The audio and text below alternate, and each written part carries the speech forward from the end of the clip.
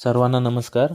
आपल्याला सर्वांना परिपत्रकाद्वारे 2025-2026 आर्थिक वर्षाचे विवरणपत्रे सादर करण्यासंदर्भात परिपत्रक प्राप्त झाले असतील.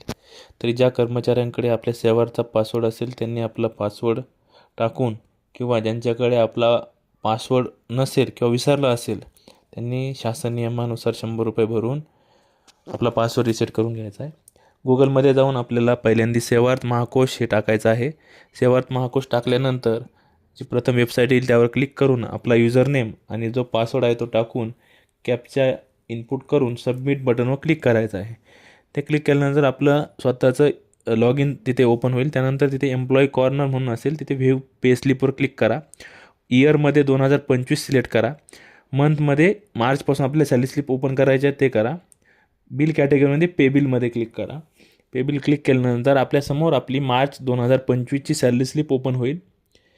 ह्या सॅलरी स्लिपमध्ये आपण पाहत असाल तर आपल्या डाव्या बाजूला जे आहे ते पूर्ण आपला इन्कम आहे.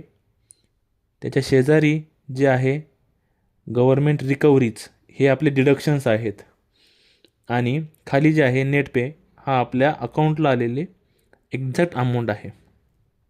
एकदा सॅलरी स्लिप कन्फर्म करा त्याच महिन्याची आहे की नाही ते बघा. ही जी शीट आहे ही मी तुम्हाला प्रोव्हाइड करेल. तुम्ही हातानेही हे ड्रॉ करू शकता. तर सर्वप्रथम यामध्ये आपलं नाव लिहायचं आहे. इथे मी माझं नाव लिहित आहे. इथे तुम्ही तुमचं नाव लिहा, पूर्ण नाव लिहा, मिस्टर मिसेस जे काय असेल ते. इथे आपला पॅन नंबर लिहा. मी इथे एक असाच पॅन नंबर टाकायचा आहे फेक. दुसरा, त्यानंतर आपण जिथे काम करत आहात त्या कार्यालयाचे नाव लिहा. इथे पोस्ट म्हणून ऑप्शन आहे, तिथे तुमची पोस्ट लिहा. मी स्टाफ नर्स म्हणून काम करत आहे गव्हर्मेंट कॅन्सर हॉस्पिटल येथे, तर मी ती स्टाफ नर्स लिहिलं आहे. हे बघा मार्चमध्ये हे जे आहे बेसिक DA HRA. आता हे जे आपलं इन्कम आहे हे डाव्या बाजूला आहे, इथे पण आपण डाव्या बाजूला घेतलं आहे. तर इथे बेसिक पे माझा जेवढा आहे तो मी इथे टाकला आहे 46,200. DA मला मिळालेला आहे 24,486. तो 24,486 मी इथे लिहित आहे. HRA मार्च महिन्यामध्ये मला HRA मिळाला आहे 9,240 रुपये, तर तो मी इथे लिहील. TA म्हणजे ट्रॅव्हलिंग अलाउन्स जो आहे तो जो मला मिळाला आहे 7व्या वेतन आयोगानुसार तो 1,350. हे जे आहे NPS ॲडजस्टमेंट 14%. हे शासन आपल्याला आपल्या बेसिक आणि DAच्या 14% आपल्याला इन्कममध्ये ॲड करतं आहे. ते मला मिळालं आहे 11,450 रुपये. हे जे अलाउन्सेस आहे हे अलाउन्सेस मी 3 अलाउन्सेस एकत्र केलेले आहेत. LF, त्यानंतर वॉशिंग अलाउन्स आणि क्लॉथ अलाउन्स. हे जे आहे हे मी तिन्हींची बेरीज करत आहे. 880 LF, CLA 120 रुपये आणि वॉशिंग अलाउन्स 210 रुपये.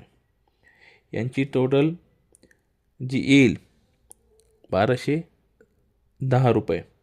हे 1,210 रुपये मी एकत्र करून हे जे अलाउन्सेस आहे, आपल्याकडे जागेचा अभाव असल्यामुळे आपण इथे 1,210 अलाउन्स. आता ही जे ऑर्डर आहे यामध्ये आपल्याला काही फरक मिळालेला आहे का DAचा, HRAचा किंवा 7व्या वेतन आयोगाचा, तो आपल्याला इथे बघायचा. आपल्या सॅलरी स्लिपमध्ये आहे का? हो, आपल्याला मिळालं आहे. DA एरियाज 11,088 आणि HRA एरियाज 7,392 रुपये.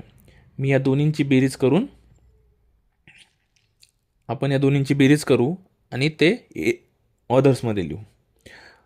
आता हे जे आपलं टोटल इन्कम आहे यामध्ये ही सर्व बेरीज ही आपल्याला करायची आहे नंतर. तर ती बेरीज आपली एक्झॅक्ट आली पाहिजे, मॅच झाली पाहिजे सॅलरी स्लिप आणि ह्या शीटमधली. म्हणून आकडे टाकताना व्यवस्थित टाका किंवा लिहिताना व्यवस्थित लिहा. त्याची ग्रॉस सॅलरी आहे ही आपल्याला इथे पण मिळेल. हे बघा इथे ग्रॉस सॅलरी म्हणजेच टोटल इथे 1,12,416 रुपये. तर आपल्याला इथे 1,12,416 लिहायचं आहे. ही आडवी बेरीजसुद्धा तुम्ही केली तर तीसुद्धा तुम्ही सेम टाकायची. याची फेस्टिवल अलाउन्स FA म्हणजे फेस्टिवल अलाउन्स आपण जे अग्रिम घेतो 12,500, तो आपला हा 4था महिना आहे आपला डिडक्शनचा, तर तो इथे लिहिणार आपण 1,250 रुपये. हे जे त्याच्यानंतर आहे DCPS एम्प्लॉई 10%, म्हणजे आपले 10% जे शासनाला जमा होतात ते 10% आपल्या सॅलरी स्लिपमध्ये मेन्शन असतात. ओके. हे DCPS म्हणून. तर हे 7,069 रुपये आपले जमा झालेले आहेत. तर मी इथे लिहिल 7,069 रुपये. त्यानंतर जो कॉलम आहे तो आहे DCPS एम्प्लॉयर कॉन्ट्रीब्युशन. तर हे जे इकडे 14% होतं आपल्या इन्कममध्ये तेच इकडे लिहायचं आहे. हे बघा इथे सुद्धा ते आहे डिडक्शनमध्ये कट केले. पुढे आहे GIS आपल्याला 360 रुपये आहे. स्टॅम्प रेव्हेन्यू जो आहे तो 1 रुपया आहे. 1 रुपया स्टॅम्प रेव्हेन्यू. हे PT म्हणजे प्रोफेशनल टॅक्स हा 200 रुपये असतो प्रत्येक महिन्यात. फेब्रुवारीमध्ये 300 रुपये असतो. ही HBA प्रिन्सिपल, HBA इंटरेस्ट आणि IT प्रोफेशनल टॅक्सच्यात खाली IT म्हणून ऑप्शन येते. ज्या कर्मचाऱ्यांनी आपला इन्कम टॅक्स कट करून घेतला असेल तो इथे लिहायचा आहे. त्यानंतर हे LIC HBA प्रिन्सिपल म्हणजे होम लोन वगैरे घेतलं असेल शासनाकडनं तर ते इथे लिहायचं आहे. या ऑर्डरमध्ये आता जे काही उरेल ज्याची एंट्री आपण इकडे घेतली नाही डिडक्शन्समध्ये ती एंट्री इथे घ्यायची. मला 1109 रुपये एक्स्ट्रामध्ये कट झाले. आणि टोटल गव्हर्नमेंट रिकव्हरीज हे 21,439. ही जी आडवी बेरीज केली जाईल FAच्या नंतरची ती पूर्ण इथे येईल. आता ही जी नेट सॅलरी आहे ती ग्रॉस सॅलरी आणि टोटल रिकव्हरी जी आहे या दोन्हींची जी वजाबाकी होईल त्यामध्ये जे उत्तर येईल जी आपल्या अकाउंट आली ती आपली 90,977. आता हे झालं मार्चचं. आता आपला पुढचा महिना कोणता आहे? एप्रिल 2025. आता आपण आपल्या सेवामध्ये जाऊन एप्रिल 2025ची सॅलरी स्लिप ओपन करायची.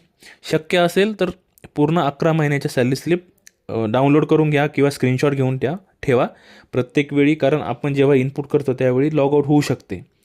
म्हणून आपल्याला याच्या सॅलरी स्लिप आहे या अगोदरच डाउनलोड करून ठेवा किंवा स्क्रीनशॉट घेऊन ठेवा. आता एप्रिल 2025 आपण कन्फर्म केल्यावर राईट कॉर्नरला बेसिक आपलं तेवढंच असणार आहे. DA शक्यतो तेवढाच असेल, तेवढाच आहे तो आपण मेन्शन करा. HRA तेवढाच मिळालेला असेल.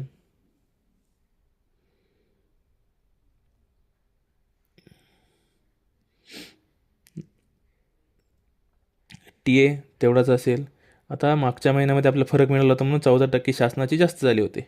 यावेळी कमी होतील 9,897 रुपये हे आपण इथे मेन्शन करा. अलाउन्सेस तेवढेच राहतील 1,210 रुपये.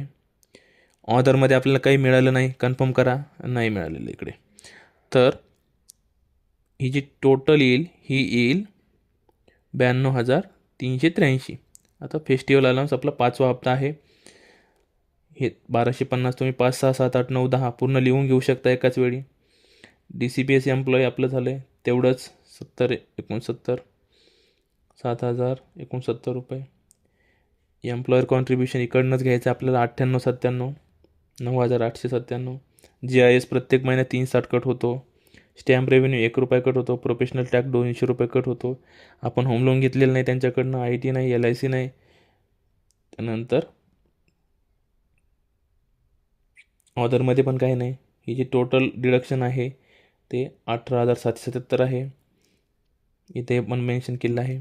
आपलं टोटल इन्कम आणि डिडक्शन मायनस केल्यानंतर जी नेट सॅलरी आली आपली ती आपल्याला इथे लिहायची. याप्रमाणे आपल्याला जसं मार्च एप्रिलचं केलं आहे तसं पूर्ण जानेवारीपर्यंत आपल्याला सॅलरी स्लिप मिळतील आत्ताच्या कंडिशनला. फेब्रुवारीची मिळणार नाही. तर ते फेब्रुवारीचं आपण आत्तापर्यंत आज 13 फेब्रुवारी आहे आजपर्यंत काही GR आला नाही DA वाढीचा. त्यामुळे जानेवारीचं जी पेमेंट स्लिप असेल तीच सेम खाली कॉपी होईल आपली. तर मी ही माझी टोटल सॅलरी स्लिप इथे एंट्री केलेली आहे. आता इथे मला सप्टेंबरमध्ये मला शासन सेवेमध्ये 10 वर्ष पूर्ण झाले आहेत. त्यामुळे मला सप्टेंबरमध्ये एक्स्ट्रा 2 इन्क्रीमेंट मिळालेले आहेत. त्यामुळे माझे सप्टेंबरमध्ये आले. नाहीतर तुम्हाला जुलैला जी इन्क्रीमेंट मिळाली तेच कंटिन्यू राहील किंवा काही कर्मचाऱ्यांना जानेवारीत इन्क्रीमेंट मिळेल ती कंटिन्यू होईल. त्यामुळे आता आपल्याला यामध्ये ग्रॉस सॅलरी आणि NPS डिडक्शन हे 2 कॉलम महत्त्वाचे आहेत. हे कॉलम एकदा पुन्हा कॅल्क्युलेशन करायचे, क्रॉस व्हेरीफाय करायचे. आता ही दुसरी शीट आहे की तुम्ही मागच्या वर्षी बघितली असेल या अगोदर जेव्हा तुम्ही इन्कम टॅक्सचं फॉर्म भरून दिलं असेल तेव्हा विवरण दिलं असेल. यामध्ये सुद्धा सेम नाव टाका, आपलं पद टाका, आपण ज्या कार्यालयात काम करता ते टाका, आपला पॅन नंबर टाका. आता यामध्ये जे आहे फर्स्ट A जो आहे तो इन्कम फ्रॉम सॅलरीज आहे. तर यामध्ये आपला जो ग्रॉस सॅलरी आहे माझी आली आहे 12 लाख रुपये. तर ती मी इथे टाकून देईन 12,869 रुपये. ओके. आता हे जे 75,000 दिसत आहे हे स्टँडर्ड डिडक्शन आहे, हे शासनाने आपल्याला माफ केलेले आहेत. हे प्रत्येकाला 75,000 रुपये आपल्या टोटल इन्कममधनं इन्कम टॅक्स रिटर्न जेव्हा करणार आपण त्यावेळी वेबसाईटवरनं सुद्धा मायनस करायचे. तर आपण काय करू, 12,869,000 मधनं 75,000 मायनस करून टाकू. म्हणजे उरलेल्या अमाऊंटवर आपल्याला टॅक्स बसणार आहे. तर अमाऊंट किती उरते आपली, 75,000 मायनस केल्यानंतर अमाऊंट उरते 11,25,869. हे बघा इथे tax gross salary after deduction या कॉलममध्ये लिहायचं आहे. जर आपल्याला काही आपण आपलं मेडिकल बिल गव्हर्नमेंटकडनं रिटर्न घेतलं असेल तर ते सुद्धा तुमच्या इन्कममध्ये ॲड होईल. मग ह्या 11,25,000मध्ये ते इन्कम ॲड झालं असतं. तर मी घेतलेलं नाही म्हणून माझं ॲड झालेलं नाही. आता सध्या आपल्याला बाकी दुसऱ्या गोष्टींची सध्या आवश्यकता नाही, तरीसुद्धा एक प्रिकॉशन म्हणून आपण जे NPS DCPS दिले ते आपण इथे मेन्शन करतो आहे. त्याची आवश्यकता सध्या तरी नाही आहे, कारण ते एक्सक्लुडेड नाही आहे इन्कममधनं, म्हणून ते नाही लिहिलं तरी चालेल. आपला मेन मुद्दा आहे 15 number, CCD to employer part 14% basic plus DA. हे आपण आपल्या सॅलरी स्लिपमधनं जे टोटल केली आहे ही 1,28,941 हे करू शकतो. हे डिडक्टेबल आहे. जो आपला टोटल इन्कम आहे त्यामधनं हे 1,28,941 आपण मायनस करणार आहोत. हे कशातून मायनस करणार आहोत, जी आपली वर अमाऊंट आली होती 11,25,869 रुपये. आता आपण कॅल्क्युलेटर पुन्हा ओपन करू. 11,25,000 यातून आपल्याला किती मायनस करायचे आहेत,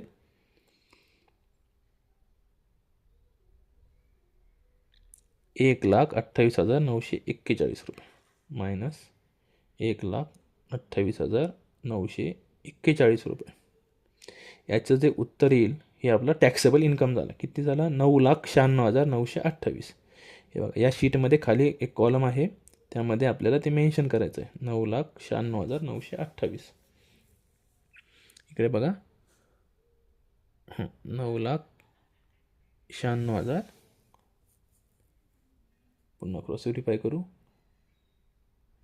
9,96,928 रुपये हा आपला झाला टोटल टॅक्सेबल इन्कम. आता ॲक्च्युअल आपलं कन्फ्युजन इथे होतं की आता यावर टॅक्स किती बसणार. 12 लाखापर्यंत टॅक्स फ्री आहे, परंतु त्यातलं 60,000 रुपये आपल्याला रिबेट आहे म्हणून तो टॅक्स फ्री आहे. तर आपल्याला ह्या 9,96,928वर किती टॅक्स बसतो तो आपल्याला हे बघा जीमध्ये रिबेट अंडर सेक्शन 87 आहे, हे आपल्याला काढून त्यांना सांगावं लागतं की मला 50,000 टॅक्स बसत होता, 60,000 टॅक्स बसत होता, तो मला रिबेट करा, किती होऊ द्या. आता समजण्यासाठी तुम्हाला असं वाटेल की हे खूप अवघड आहे, परंतु खूप इझी आहे. यामध्ये बघा आपण मेन्शन केलं आहे की 0 ते 4 लाखपर्यंत 0 टॅक्स आहे, 4 लाख ते 8 लाखपर्यंत 5% आहे, 8 लाख ते 12 लाखपर्यंत 10% आहे. आता आपलं इन्कम किती येतो आहे, 9,96,928. म्हणजे आपण ह्या 8 लाख ते 12 लाख 10% इथपर्यंतच आपल्याला कॅल्क्युलेशन करायचं आहे. तर आपण काय करू, पहिले 4 लाख रुपयाला 0 टॅक्स आहे. मी पुन्हा एक्सप्लेन करणार आहे, हे तुम्हाला रफली थोडंसं एक्सप्लेन करतो. बघा 0 ते 4 लाख रुपये पहिल्या 4 लाख रुपयाला 0 टॅक्स आहे. मग 4 लाख रुपयातून मायनस करून टाकू आपण, तर उरले किती आपल्याकडे, 9,96,928 मधनं 4 लाख गेले तर 5,96,928 रुपये उरले, बरोबर. आता ह्या 5,96,000 मध्ये हे 4 लाख रुपये जे दिसता येते, 4 लाख ते 8 लाख हे पण 4 लाख रुपये आहेत ना, याला किती 5%ने 20,000 रुपये टॅक्स बसतोय. तर हा 20,000 रुपये टॅक्स आपण इथे लिहिणार आहोत. यातून आपल्याला पुन्हा 4 लाख मायनस करून टाका, कारण आपण आता इथे 20,000 रुपये टॅक्स याचा पकडलाय.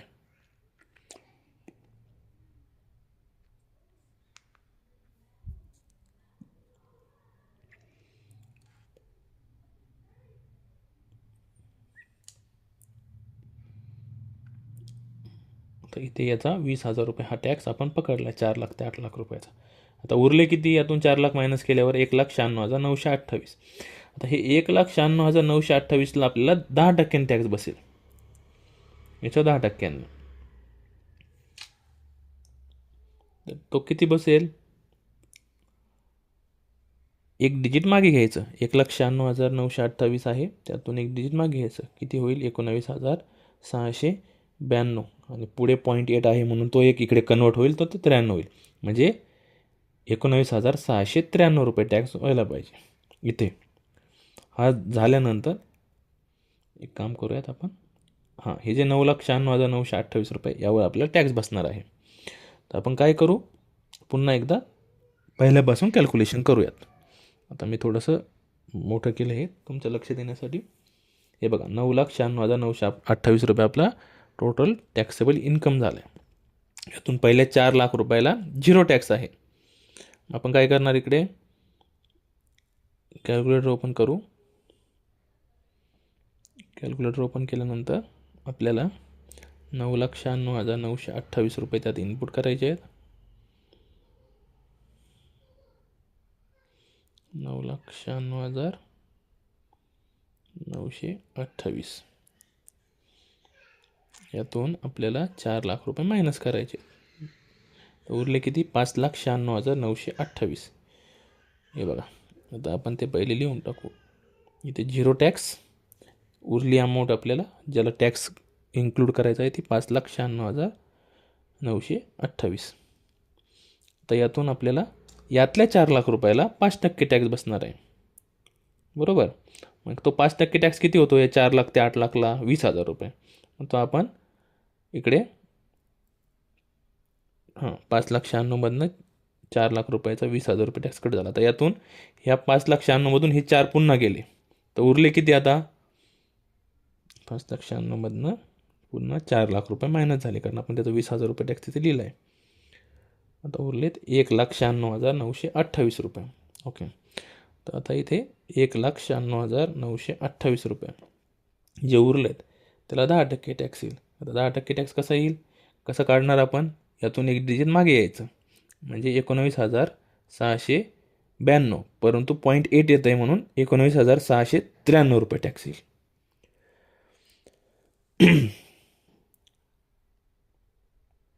19,693 रुपये, बरोबर.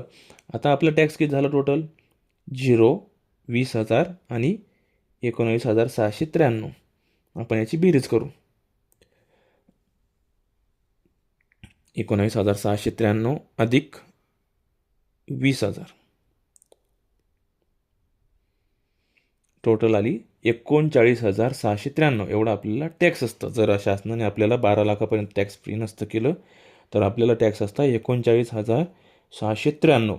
आता ही जी अमाऊंट आहे ही आपल्याला मिळणार आहे शासनाकडनं रिबेट, म्हणजे द्यायची नाही आणि घ्यायची नाही, फक्त दाखवायचं की मला एवढा टॅक्स बसला असता, परंतु तुम्ही 60,000पर्यंत जर टॅक्स असेल तर माफ करणार आहात, म्हणून इथे रिबेटमध्ये पुन्हा ही अमाऊंट येईल. 60,000 रुपये जे आहे हे माफ होते 60,000पर्यंत. हे 39,693 ही अमाऊंट 60,000पर्यंत जोपर्यंत जात नाही तोपर्यंत सगळी रिबेट होते, म्हणून आपल्याला ती रिबेट मिळाली. तर टॅक्स बिफोर सेस किती येईल? 0. आता 60,000च्या वर अमाऊंट असते तर खाली कॅल्क्युलेशन करायची गरज पडली असते, परंतु 60,000च्या आत टॅक्स आहे म्हणून आपल्याला ते रिबेट मिळालं. त्यामुळे आपल्याला टॅक्स जो आहे तो किती झाला आहे? 0. तर हे बघा, हे खूप इझी आहे. काही तुम्हाला यामध्ये काही अडचण आलीच तर मला कॉन्टॅक्ट करा, मी तुम्हाला पर्सनली याबद्दल माहिती देईल. ही जी फाईल आपण टाईप केली आहे ही तुम्ही सेव्ह करा PDF फॉर्मॅटमध्ये. पूर्ण 2च्या 2 आता इथे 3ही शीट होऊन जातील. आपल्याला 2 शीट द्यायच्या असतात, एक जे विवरण आहेत ते आणि कॅल्क्युलेशन. ओके, काही कार्यालयामध्ये ही जी शीट आहे आडवी ही मिळते कार्यालयाकडनं, काही कार्यालयाकडनं मिळत नाही. हे बघा, हे PDF केल्यानंतर अशी ही एक शीट येईल, हे कॅल्क्युलेशन येईल. याची प्रिंट काढा, एक दोन्ही पेजवर आपली सही तारखेनिशी सही